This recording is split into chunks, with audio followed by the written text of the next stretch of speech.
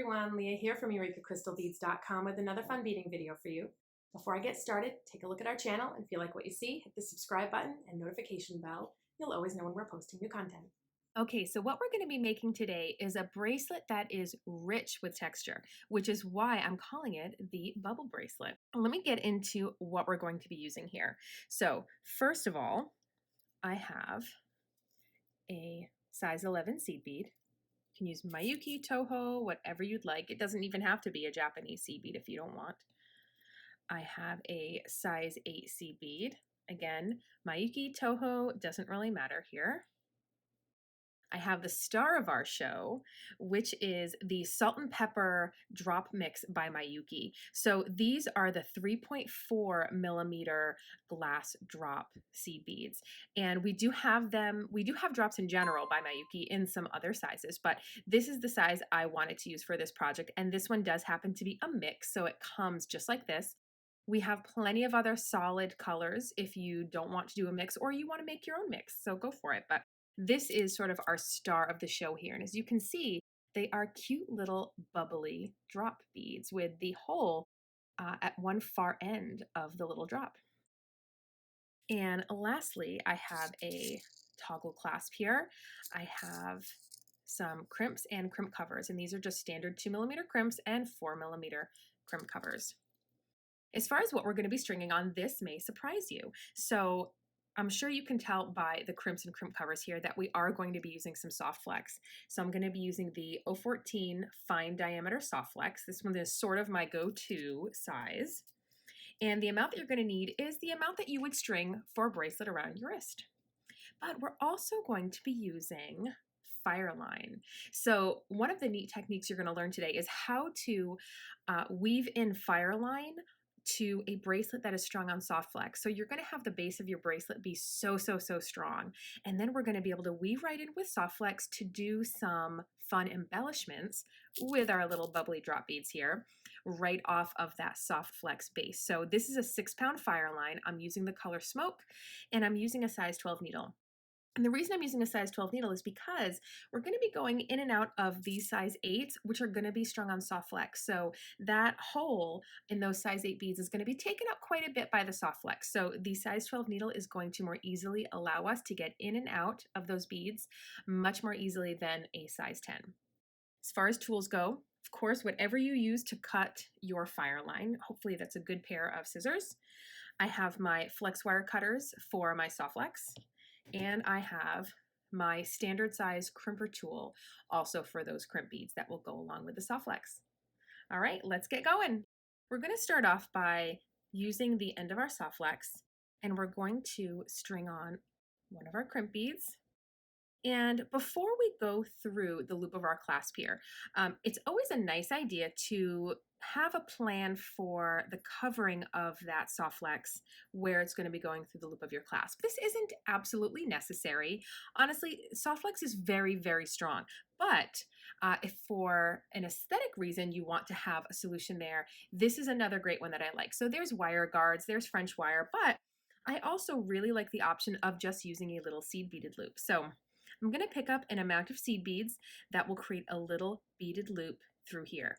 Now, the amount of seed beads can vary. You can make that loop on the larger side or the smaller side, but you do just want to take into account whether these seed beads are going to float through this loop. And that, of course, depends on the clasp that you're using and how big that little loop is. If your seed beads can float through that loop, then you can load them on at this point all at once. But if they will not float through that loop, so let's check there. Yep, ours are going to float through just fine. If they don't want to float through that loop, you're going to want to load on half the amount, go through the loop of your clasp, and then the other half of the amount. So I think I'm going to do maybe about 9 seed beads here. I pre-checked it and I know that it's going to float right over it. We're going to feed our SoftFlex back through our crimp bead. And then you can kind of take a look, and I think that's a pretty nice size. This has enough room to move around a little bit, which is always a good thing. You never want to have a lot of stress in the clasp area because that just means that things are tighter and they're going to wear a little bit easier. So better to have some wiggle room there.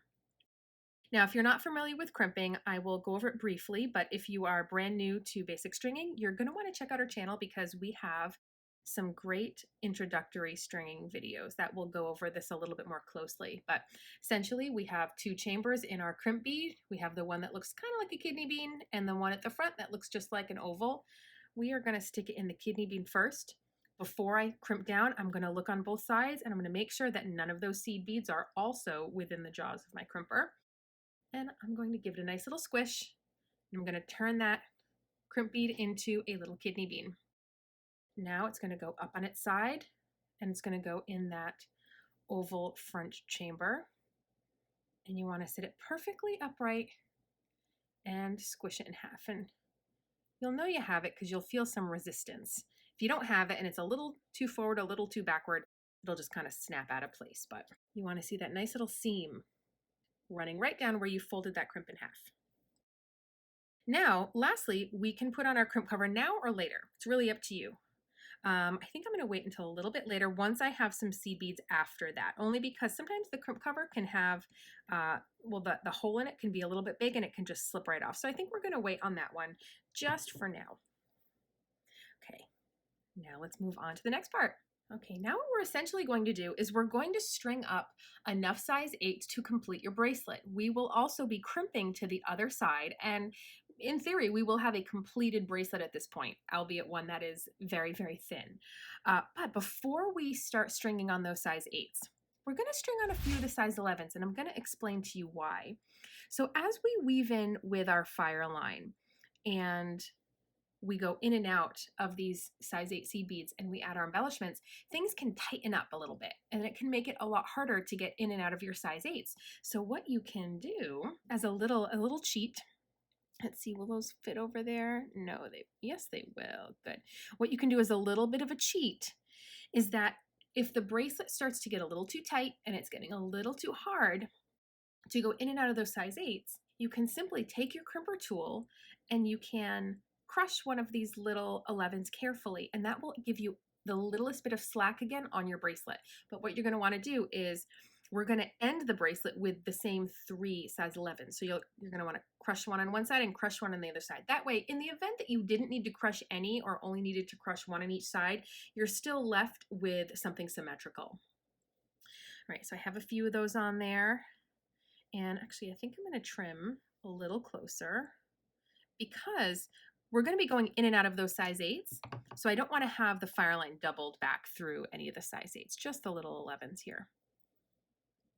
Okay. So now at this point, I am just going to be stringing on a bunch of these size 8 beads. The easiest way to do that, I find, is to use the SoftFlex as my own little personal needle, and I just bring it right down to my mat, and I just kind of flip each one right up onto my SoftFlex. So I will see you back here in a minute once I'm ready to crimp the other side. Okay, I've strung up my size 8s, and one other thing I want to mention is you're going to want to string up your bracelet just a little bit bigger than what you want your final length to be. So for example, if you normally wear a 7-inch bracelet, you're going to want to maybe string this up to maybe 7 1/4, 7 1/2, only because the embellishments are going to make it fit a little bit tighter. So I ended with my 3 seed beads here. I added my crimp bead, I added on my 9 seed beads, went through the loop of my clasp, back down through my crimp, and back down through those 3 seed beads. And another little note I want to mention is while you can use other brands of seed beads, it doesn't have to be Miyuki or Toho or anything Japanese. You could use Czech seed beads. If you use a different type of seed bead that maybe has a smaller hole, this part here may not work, or it may be a little bit more difficult. The Japanese seed beads do have beautifully large holes, so just a little tip there. Now I'm going to grab my little tail and I'm going to pull this all down so my bracelet can tighten up. Like that. And here we go. Now, if you do find that you have the littlest bit of slack here, which I really don't, I mean, I can move the bead over like a little bit. That's totally fine because that's just going to make it easier for you to get your needle in and out for now, and it will tighten up, so don't stress. I probably would make sure that I'm not starting the next step if I have enough slack that it looks like I could fit a whole nother size 8 seed bead in that space. Because remember, we don't want it too loose, and we can always make it looser later if we have to with that little backup method. So I'm just going to go ahead and crimp this other side, and I'll be back in a second. Okay, lastly, we're just gonna get those crimp covers on. So I did one already on this side, and I have my crimp cover just fed right over that little crimp area here. And I find the easiest way to close a crimp cover is by using my crimper tool. And I use that front oval chamber there. And I just go in and I very carefully squish it. Might slip a little bit on you. And if you have it, it really shouldn't take that much pressure. You want to make sure you don't have anything else caught in there. Just nudge it closed little by little. And then what I like to do is make sure that that little top seam, which might look a little bit open, goes into the roof of the pliers, and that will just nudge it shut that last little bit.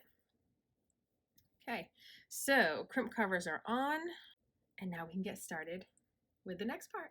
Okay, so I have dumped out here a bunch of my little Miyuki drops. Again, these are 3.4 millimeter drops. This is the Miyuki salt and pepper mix, and this is 1 vial's worth. So when you buy the drops from our website, this is the amount that you get. So we're gonna see how far 1 vial gets us. And what's nice is that we're gonna be going back and forth, adding layers of embellishment, and you can decide when you wanna stop. As far as how fluffy, how big and bulky you want this to be. So first, let's show you how to get the FireLine woven in. I know that I want to start my first embellishment coming out of the size 8, 1 and 2 here, so right here. But I don't want to start weaving in my thread right here. I don't really have much room, and it's going to be more difficult to get into these beads here when they already have SoftFlex running through them. So I'm actually going to start back this way, heading in this direction, and I'll end up right here. So a few beads back, I'm going to go in and out of 1 bead. And as you can see, the size 12 needle will get through the size 8 seed bead, even though it has SoftFlex running through it. Again, I can only vouch for it being a Japanese size 8 seed bead. Something that's of a different brand or a different origin may not have a hole that's quite as big. So my recommendation is to stick with Japanese here, though you might find that it's not a problem. We're going to pull our FireLine all the way through. And as far as how much I'm working with, I have about 3/4 of a wingspan here that I'm working with. Just know that it's quite easy to add on thread. So I wouldn't work with so much that you're just going to be a mess of tangles.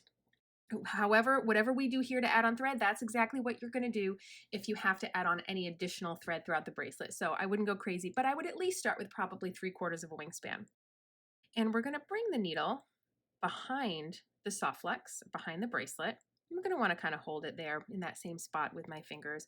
I just have a little tail here. This little tail here is going to get woven off. So leave it long enough that you can kind of keep hold of it, but it's not going to be necessary to have it be very long because we're doing our knots right here. I'm going to pull it almost all the way and I get a little loop. I'm going to go through that loop. And now as I pull, I just want to make sure that the knot closes right where my FireLine was coming out of my bracelet. And right now what I just did there was I tied a knot around the SoftFlex that's inside the beads. And I'm going to go ahead, go through the next bead. And you know what? Sometimes you don't want to fight it. If your needle only wants to go through 2 beads instead of 1, that's fine. Go with it. But there we go. I got it. Now, if I pull this, this is still going to come off. Right now, 1 knot is not enough to keep that there. So I'm going to do the same thing. I'm going to go behind the bracelet, get that little loop, go through the loop, and pull it down carefully. You want to make sure that you pull it down slowly because if that little loop kind of slides over 1 bead forwards or backwards, you're going to have FireLine on the outside of your beads. You want to make sure that you close it right down into that exact spot. And if you want, you can even make another knot in the same spot. Okay, we're going to go through another bead. I'm going to do the same thing again. And once you get the hang of this, it's quite easy. Pull it down carefully. And now is when you can start to test it. Give it a little bit of a tug. And right now, that's a pretty good tug and that's not moving. But better safe than sorry, so I am going to do a few more knots. Now this is the spot that I wanted to end up being. So we're going to do one of our knots. And then we can get in and start with our embellishing. That's not moving anywhere. They're pretty good. Okay, so embellishing. What I've done is I've picked up 3 Miyuki drops and I just went through the next size 8 in my bracelet. Now notice I didn't hop over a size 8. So these beads are not going to sit on the outside of a bead. They're going to sit in between beads 1 and 2, and you get this cute little bubbly look. Now, as far as a design tip, if you're using one of the mixes, like for example, the salt and pepper mix, I would try your best not to stress over what you're picking up. Naturally, it's going to sort of work out okay, where you should have a nice mix of the lights and the darks. You can, if you'd like, plan out very specifically, but I think you might drive yourself nuts. So I'm just going to not think about it, and I'm just going to let my needle pick up what it picks up, and that's it. So now I'm going to go into the very next size 8. So if I'm coming out of this one here, I'm going to go into the one right after it. I'm not skipping over. I'm going right into the next one there.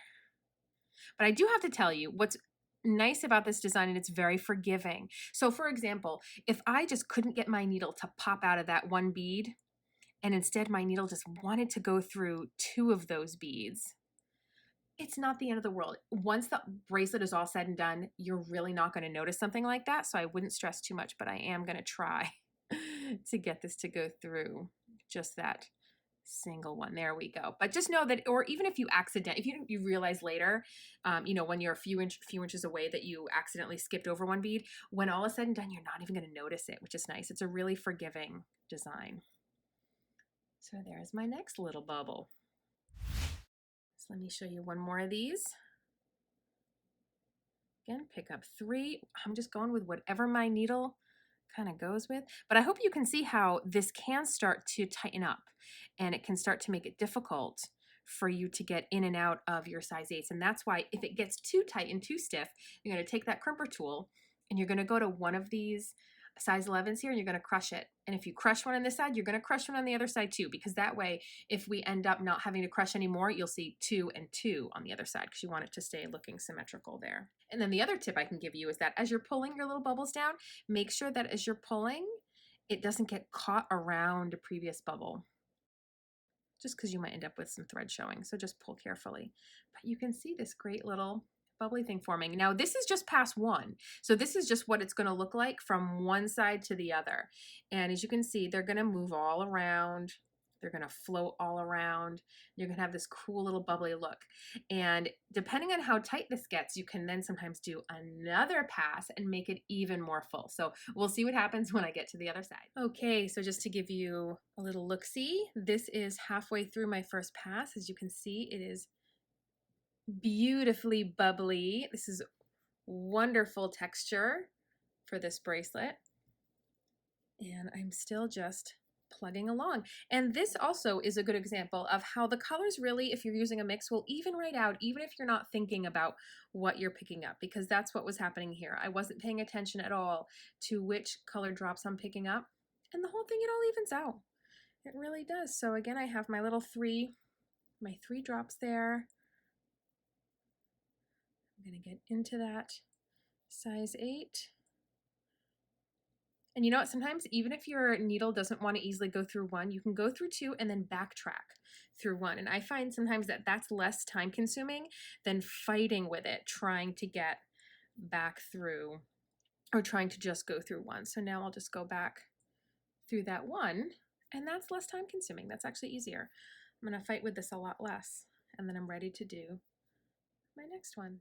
Okay, so this is our 1 pass of our bubble bracelet, and I will tell you, I got within about an inch of the end, and then I had to hit into the next tube of my Miyuki drops. But depending on your wrist size, if you were needing to make this a little bit shorter, that 1 tube might have just covered you, but I did go a little bit further. Now, to show you how we finish off, because I am going to stop after the 1 pass, and the reason is because at this size, it's very wearable, very versatile, very comfortable. After a full 2nd pass, which is absolutely possible, totally doable, you will get a surprisingly much bulkier bracelet, and will get a little bit stiffer. So I am going to stop after the 1 pass here, and you're going to have something that's still very, very fluid, and I think that's sort of ideal here. And again, how pretty and bubbly this is. So the way we're going to finish off here, I just did my final bubble, which is that one right there. And I went through the final size 8 seed bead. Now I want to turn back around because I want to do my ending knots in between my size 8s. But I need a little something to keep myself stuck there, so that way I don't pull back out the thread. So I'm going to stick on one more little drop that's going to be right here in between that last size 8 and then that first size 11. I'm just going to head right back through just like this. And that little drop there, which is going to blend right in, as you can see with everything else, is going to keep it from popping back out. Now it's going to be a little bit more complicated to weave out our thread here simply because we're going to have to navigate around some of our little bubbles. But the big thing is you just don't want to get caught around anything. So we're going to go behind our bracelet here. Pull carefully. And by the way, I still have all of this FireLine left. So again, I had started with about 3/4 of a wingspan. So if you stretch out both your arms, it's from the fingertips of one end to the opposite shoulder. And I still have a bunch left. So I'm going to then go through my little loop, pull down, and now just pull down carefully. Make sure that your loop here doesn't get caught around any of your bubbles. That's really the tricky part here, is just making sure you don't have any exposed FireLine from getting caught around your bubbles without realizing it. But just by me going through these additional 8s proves to you that there's still plenty of room inside of those size 8s to do that. Now, because I'm just doing knots, I'm not adding on embellishment, my needle happened to pop through 4 8s at once. That's fine. Your knots don't have to be right next to each other. So I'm just gonna pull that through and then do my next knot. Now, if you do want to do a second pass, obviously you would continue to add in 3 bubbles in between each size 8, and then you would do this step at the opposite side once you got back. And like I said, you have plenty of wiggle room inside these 8s to do so, but you will get a bracelet that will feel even tighter. So you're going to want to make sure that you allow for that extra length, and it will be a little bit stiffer. Okay, there we go. Okay, so I'm just going to do a couple more of those knots, and I'm going to come back and just talk to you briefly about some really fun design variations for this bracelet. So here we are with our bubble bracelet. So let's talk about some design variations that are really fun and really easy and can change up the look of our bracelet here. So again, this was one pass from side A to side B, where I picked up 3 of those Miyuki drop beads. And again, these are the 3.4 millimeter. And I picked up 3 of those drops to go in between each of the size 8s. So what are some things that we could do differently? Well, you could try picking up maybe 6 drops in between each one, and you're going to get an even fluffier bracelet, or a bulkier look while still avoiding a second pass and retaining the fluidity by just having more beads picked up each time.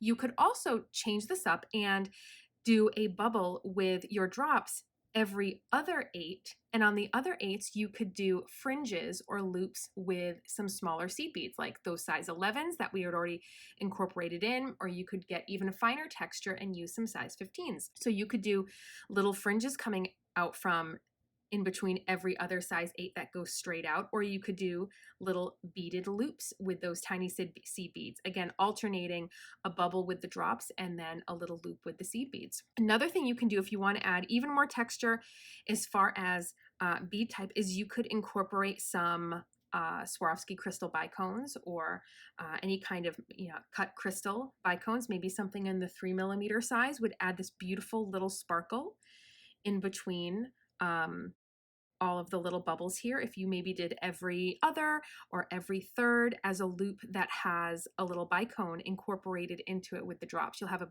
lovely little sparkle throughout the bracelet. So yeah, those are some fun variations that you can do with this great bracelet. It's a really versatile technique. Again, the basic gist of it is you're stringing up a bracelet on SoftFlex, a thread to use with FireLine, and a needle, and then just embellishing off of it. So really, the sky's the limit as far as different embellishments. But like I said, we end up with this really fun, fluid, bubbly bracelet. and I hope you guys like it. So we're going to link you below to everything that I used in this video. Again, the colors, the selections are just practically limitless as far as color selections. And again, one last little perk, it's a really inexpensive bracelet to make. So it's really good for gift giving. It's really good if you are someone who sells your work, or you do vendor fairs, or you sell on an Etsy shop. These are really, really great because they're inexpensive to make. And the whole thing will easily work up in just a fraction of an evening.